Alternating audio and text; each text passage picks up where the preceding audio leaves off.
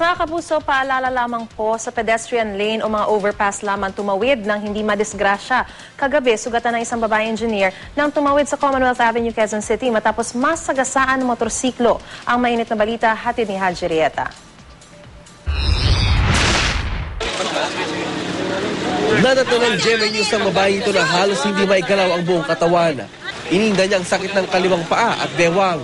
Maya-maya, inilagay na siya ng mga rescuer sa stretcher at agad din sinakay sa ambulansya upang malapatan ng lunas.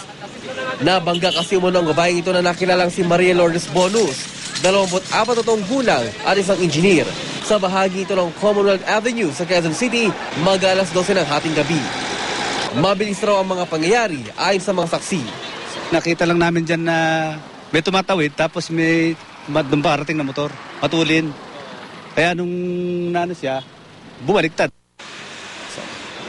Ang driver ng motorsiklo na si Jun Labini tumilapon mula sa sinasakyang motorsiklo. Paliwanag niya, hindi niya raw napansin ang babaeng tumatawid.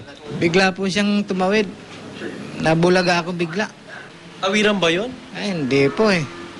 Dapat pedestrian lane sila tumatawid para safety po sila. Para nakakaiwas naman po yung iba sa mga ganitong pangyayari. Nagtamo ng sugat sa iba't ibang bahagi ng katawan ng biktima. Base sa assessment natin, meron siyang gas-gas sa may kanyang ulo, bandang kaliwa. Tapos sa kanyang forearm. And then meron siyang pain sa likod, sa lower back. And then right thigh. Negative naman tayo sa bleeding sa thigh at saka sa back. Agad itinakbo sa East Avenue Medical Center ang biktima. Posible namang maharap sa reklamong reckless imprudence resulting to physical injury ang driver ng motorsiklo.